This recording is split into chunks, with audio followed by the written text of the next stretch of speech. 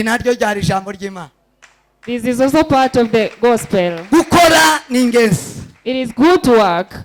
Dukizwa kugira ngo dukore. We are saved so that we can work for God. Dukizwa kugira ngo tube abanyamirimo myiza. We are saved so that we can become people of good deeds. Bibiri iravuga ngo umuntu ushitse. The Bible says complete people Nugaragaramwe imirimo myiza yo. is a complete person. Iyi mirimo y'abakristo myiza nazaso. And these are the deeds of good Christians. Iyi mirimo y'abakunda Imana. These are deeds of people who love the Lord. Iyi mirimo y'abiyubakira bakubakira n'Imana. These are people who are building for God. N'ubutumwa bwiza mu bwaki. This is also part of the good news, good gospel.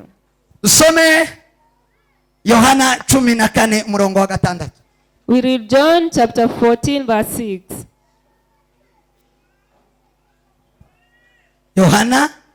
John, the good gospel according to John.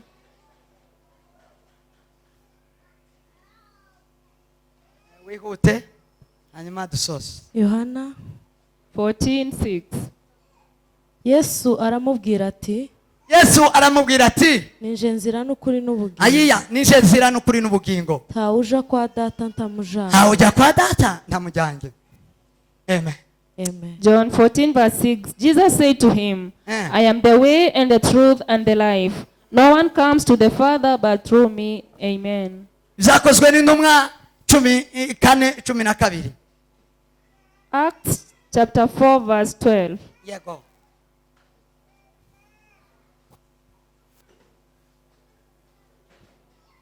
Nije nzira n'ukuri n'ubugingo. Ntawuja kwa data ntamujyanye. Kandi nta wundi agakiza kabonerwamo. Kandi bavandimwe torero rya Kristo bari hano mwiki nta wundi agakiza kabonerwamo. Kuko ari nta rindi zina munsi y'ijuru ryahawe abantu. Kuko nta rindi zina munsi y'ijuru ryahawe abantu.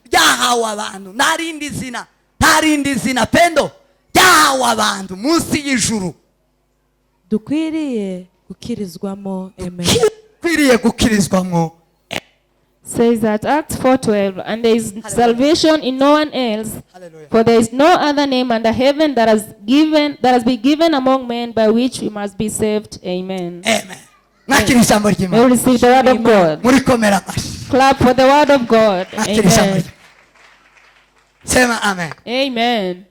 Ayo makuru dusomye. The news that we just read. Izanditswe dusomye. The Holy Scriptures we read. Nimejisi numvaga. I felt like ko twoganira hejuru ya Kristo Yesu. That we can speak about Christ himself. Shaka kubabwira bukeya Yesu Kristo. I want to tell you shortly who Christ is. Who he is. Abantu benshi. Many people. Bazi Kristo. They know Christ. Nkamwene Maria na Yosefu umuyuda cyangwa umuheburayo. Like the son of Mary and Joseph, a Hebrew. Cyo gituma benshi bahaguruka. There is many people stand. Bakaja no kureba aho yavukiye kubera uburyo yamamaye Yesu. Ariko ari umuyuda kandi afite aho yavutse Buyuda hari muri Israeli harahari. There is many people go to visit his birthplace because he has become so famous. Iwabo I Bethlehem. In Bethlehem. Harahari nico gituma hazwi gutyo. There is a place that is well known where he was born. Yesu muri ubwo buryo. They know Jesus in that way. Abandi bazi Yesu.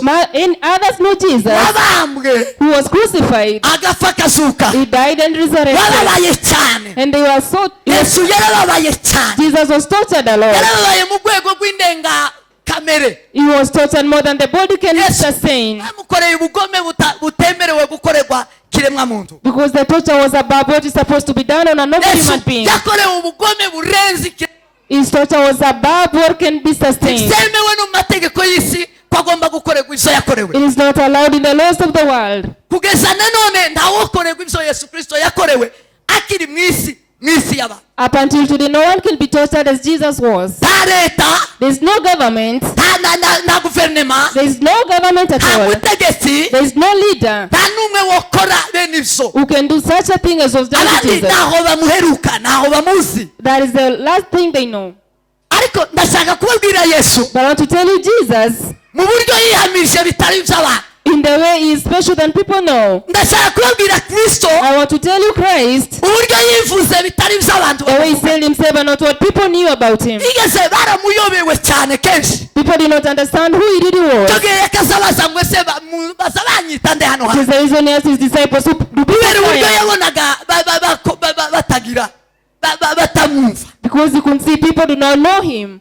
akareba ukuntu batamuzi He could see that they don't know who he yesu is. akababaza ngo se baza banyita And he nde would ask his disciples, who do people say I am? bamwe kubera uburyo yahanuraga Others because he used to prophesy. uburyo yakizaga And indwara they used to heal sicknesses. bamwita umuhanuzi They call him a prophet. bamwita Eliya They call him Elijah, Yeremiya Jeremiah, n'abandi bahanuzi benshi and other different prophets. kubera yakoraga Because he used to work umurimo w'umuhanuzi like a prophet. yesu aravuga ngo ndimuzi ko ari se And Jesus said, you don't know who I am. ntawe mumenya nyine atiyishuye No one can know who he is unless he bibiri is the zivuga truth. neza The word says so well. ntawogeraho yesu atabihishuriwe n'imana No one can get to where Jesus is atari unless he imana reveals ikugiriye himself. imbabazi Unless God has mercy on yesu you. utaboneka You can see Jesus. yesu si visible Jesus is not visible. n'amaso iyo ariyo yose You can see him with these eyes. yesu utaba hari ahantu ngo uje kumurebera Jesus is not at a place you can go and look ikinyoma at him. bibiri iravuga ngo nibakubwira ngo ari mu butayu The word says, if it says in the wilderness, uzohakane siwe says not him. basike nta Eliya exactly There is no one who knows exactly ahantu yesu yoba ari where Jesus can be. ntaho jisite No one. ntaho ntibagababesha There is no place they like him. yesu Jesus abonwa can be seen n'uw'imana by the person who God yareheje has given, yeretse has revealed him to. abaza abigishwa be He has his disciples. ahabwe ngo mwebwe muzamunitane And who do you say I am? mwebwe muziko ninde Who do you say I am? ko tubana muzamunitane Now that we live together, who do you say I am? petero Peter, wahishuriwe n'imana who had been revealed to by God. aramubwira ngo uri kristo He umwana said, you are w'imana Christ, the Son of God. uri kristo umwana You are w'imana ihora Christ, the Son of God, the Son of the uri living kristo God. umwana w'imana ihora Jesus, the Son of the living God. so He was amazed. kristo aravuga And he said, I'm so surprised. si inyama n'amaraso pita It is not flesh and blood, si Peter. inyama n'amaraso Not pita the flesh and blood, Peter. si ubwenge bw'ino It is not the wisdom of the world. wari wabibwiwe n'imana But wabishuriwe God has revealed it to you. nta wundi uzumpishura No one can reveal n'imana but God himself. ese icyubahiro Praise be to Jesus. Amen.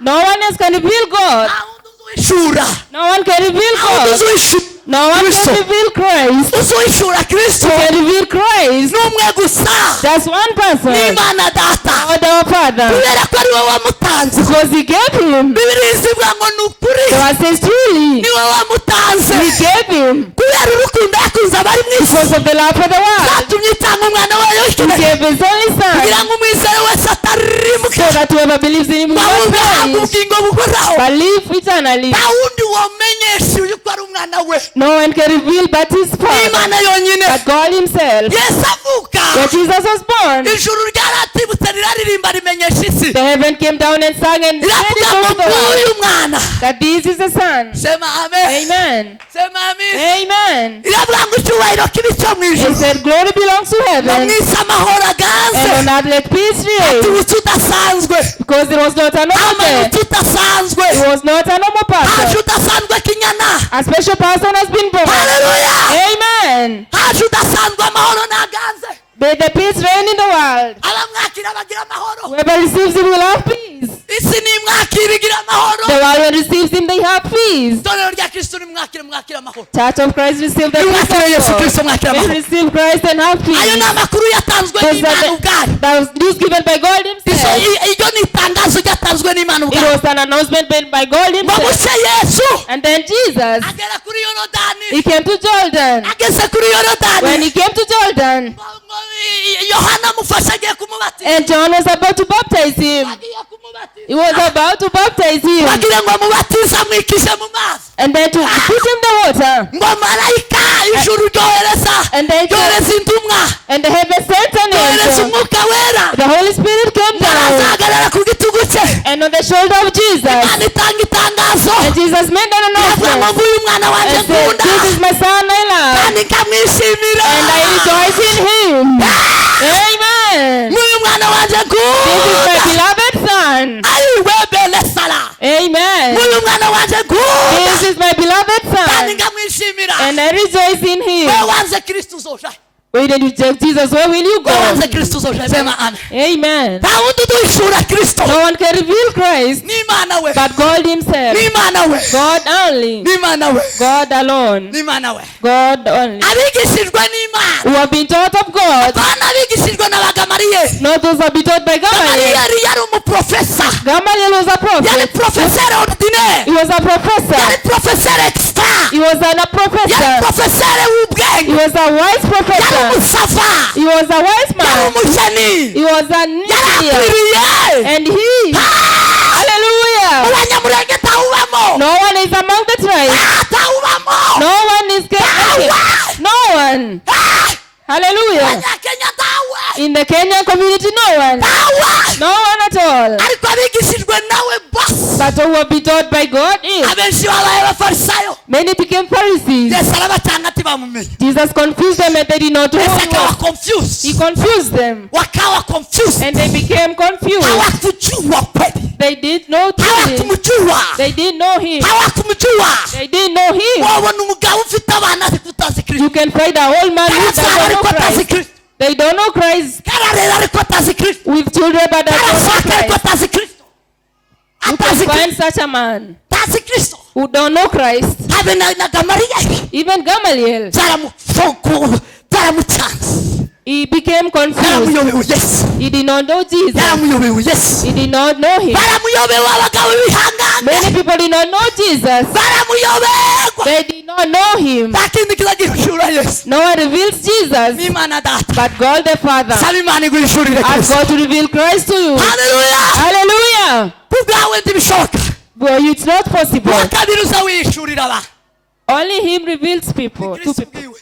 Christ himself. Bibiri iravuga ngo The word says that muri Yohana 14 in John chapter 14 23 and verse 23. iravuga ngo nimwankunda He says, if you love me kitondera ijambo and ryanjye, follow my word, nanjye nzasaba Data I will ask my Father, bazasabe inama, and you come and be with ngo nanjye you, nzobiyereka, and then I will reveal myself to you, nanjye nzobiyereka, and I will reveal myself to nanjye you. nzobiyereka. I will reveal myself Yesu to niwe you. uza wiyereka umuntu, Jesus reveals himself to a person, ukamumenya neza. and you know him Yesu niwe properly. uza wihishurira umuntu, Jesus can reveal himself, akamimenya akavuga ngo ninatambua, and a person will say, truly understand. ninafunuliwa, I can see. It ninafunuliwa, has been revealed to me. ninajua bien. I know. Sema amen. Amen. Ndabimenye neza, I know. nimegundua, I have known that. ndabimenye we, I can understand now. ndakumenye we. I know you. Yesu yishurira abantu, Jesus reveals himself to arabwira people mumva mbabwira uwo ndiwe. and told him who he is. Na twasomye This is the place we kugira read. ngo dusoze tunywa ameza. Let's conclude as we take the Holy Communion. Sema amen. Amen. Atukuzwe amakosa. Yesu aravuga ngo ninje nzira n'ukuri n'ubugingo, Jesus said, I'm the way, the truth, and the life. ninje nzira n'ukuri n'ubugingo, I am the way, the truth, and the life. ntawe uzaja kwa Data No ndamujya. one comes to the Father but through me. Wow! Ibarabara ni rimwe, Only one way. inzira ni imwe, Only one way. inzira ni imwe papa, Only one way. inzira ni imwe pi, There is only one way, Peter. kandi iyo nzira And that way ni Kristo Yesu. is Christ Jesus. Bibiri zivuga inzira zibiri The word says two ways ziba muri Bibiliya. that are in the Bible. Hari inzira ngari, There is a broad road, iyo nzira ngari and the broad ngo road niganisha abantu kurimbuka. takes people to perishing. Nubona uri mu ruvunge rw'abantu, If you find you among many nubona uri mu people, rusange rw'abantu, among so many people, nubona uri mu nzira nyabagendwa. if you find in a way Inzira that is so nyabagendwa wide, the wide road ni fashion, is passion, ni mihango, it is customs, ni amadini, it is the religion, ni mpango, it is those things, ni impararo. and all the rest. Iyo ni inzira nyabagendwa. That is the broad road. Yazivuze neza? Zisubiyemo mama, gero zivuge neza. Sema amen. Amen. Inzira nini ngari The broad road iganisha abantu kurimbuka. that takes people to perishing. Muganga. Inzira ngari The broad road ijana abantu kurimbuka mwa that pastor. takes people to perishing. Iyo nzira That road ni mihango, are customs na madini, and religion ni impararo, and the trending things. ni impararo ni mpango. The trending. Yes. Ni impararo ni mpango jambo. All the trending Ni- ni things. Iyo ni inzira ngari. That is the broad road. Amen. Sema amen. Amen. The wide road. It is, the whole world is in that road. That road. That road. That road.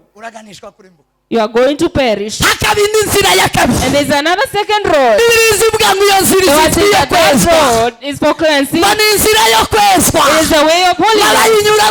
And few people pass through the road. Very few. Those who wake up. Those who have left everything. Those who have refused themselves. Jesus said, if you want to walk for me, reject yourself. And carry your cross.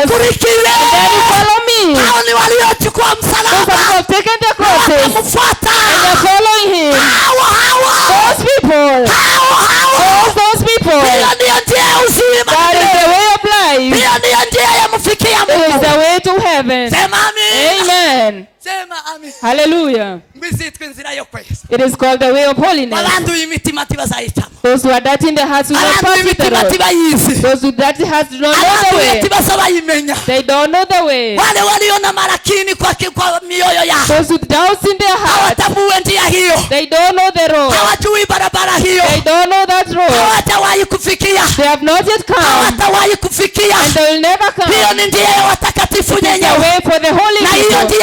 And the way of holiness is none other but Christ. Christ the Lord. Only Christ himself. Christ the Son of God. He is the way of life. He is the way of holiness. He is the way of cleansing. Now we have so many trending things and customs and religion. And they are saying that we are not supposed to repent every day. Cleansing. Why do you repent? Why do you repent every day? They told us the same thing a few days ago in school. That we are not supposed to repent every day. That is not the way. Those people are not in Christ Jesus. In Christ Jesus, you cleanse yourself. You cleanse yourself. The singer sang a good song that in Golgotha, it was a cursed mountain, but the blood was shed on the mountain, and the mountain removed the curse. Now I don't fear that mountain, but I desire it. And I want it. You sang and I said, I'm the mountain which was cursed. I was the cursed mountain. I was the mountain full of sin. But the day the blood of Jesus came, it took away the curses and gave me life. Now I have Christ. I'm going preaching him. I'm not cursed anymore. I don't have any curse at all. When I pass through a place, they say, this is the Son of God. This is the servant of God. You mountain. When the blood sheds on you, your curses are removed.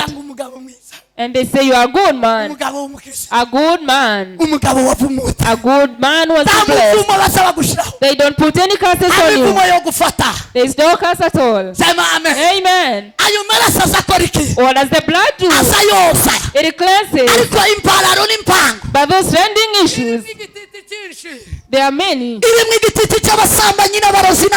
the fornicators, the witchcraft, and the killers, and the thieves, and the gossipers. Those people, all of them, they are on that way. They are on the broad road, which is not of cleansing. Jesus said, I'm the truth, the way, and the life. No one goes to the Father but through me. Amen. Hallelujah. And say that way. It is a very narrow road. It is very narrow. Jesus said, it is the way. And again, he said himself, he said, I'm the resurrection and the life. Resurrection and life. I am resurrection and life. Jesus is the resurrection and the life. He said, don't look for other places. Don't ureke look for me. kunsorera ku masekuruza, Don't look for me from my ureke ancestors. kundebera kwa ba Yosefu, Don't look at Joseph and the ureke rest of them. kundebera kwa ba Mariya. Don't look for me from ubu nyine Mary. harageze ko dukura Now we're supposed to tutora grow tukivuga Yesu Kristo duhereye kuri Mariya. and not speak Jesus like the son of Mary. icyo abaturika gusa bayobyeho bituma batambara imbaraga nuko bagishakira Yesu Kristo mu masekuruza muri Mariya. What makes us not understand Jesus is because we still see him as the son of Mary. Yesu muri speech ziwe zose yibwira abantu, Jesus in all his speeches saying who ntabwo he is. yigeze ababwira ngo ni mwene He Mariya, never said he's the son of Mary. ntaho yivuze, Not at all. ntaho yivuze ngo ni mwene Yosefu, Nor did he say he's the son of Joseph. ntaho n'umunsi umwe. Nowhere even for one day. none turamurusha kwimenya, Then do you know him more than he knows himself? abaturika baramurusha kwimenya. Do they know him more than he knows himself? ndabajije abaturika baramurusha I'm kwimenya, asking a question. Do the Catholics know Jesus more than he knows baramurusha himself? kwimenya. Do they know him more than he kandi himself? irondoro ya Kristo, Or the history of Jesus? Kristo yigeze yivuga, When Christ was introducing Bavuga ngo ni mwene Mariya. himself, he never said he's the son of Mary. Nowhere. yaravuze ngo njyewe He said, me, ndi kuzuka I am the resurrection n'ubugingo. and life. uwo niwe Kristo. That is Christ. aba muri mwe bose Well, who are in Christ, ntibapfa beya, they don't die. baba bariho. They live. inkuba izi kubite, And those thunders, inkuba yakubise umugabo ngunda ngo nibigangu thunder one time killed a man that I love. Luka. One man that I love so much. Hallelujah. Hallelujah. kubera hano kiramukubita, Because they hate him. kubera ijambo ry'Imana, And because of the word of God, bigangu ntiyapfuye, he did not die. kubera ko yari muri Kristo. Because he was in muri Christ. Kristo ntibapfa, In Christ you don't ahubwo die. muri Kristo barazuka. But in Christ you resurrect. kubigira ngo iragukubise, Then it hit him. igira ngo irakwishe, And then killed him. nawe uri muri Kristo, For you and uri muri Christ, Kristo ntibapfa, they don't die. ahubwo barazuka. But they rise. biganga ariho nzomubona, Now he is sleeping. I will see him one biganga time. ariho nzomubona na He is sleeping Gitwaza, and I will see him. Mutwaza nzomubona, I will see Mutwaza one time. zababona we. I will see them. nanya nyasingizwa mama, I will see them all. nyasingizwa nzomubona, I will see her. nzomubona nyasingizwa. I will see her.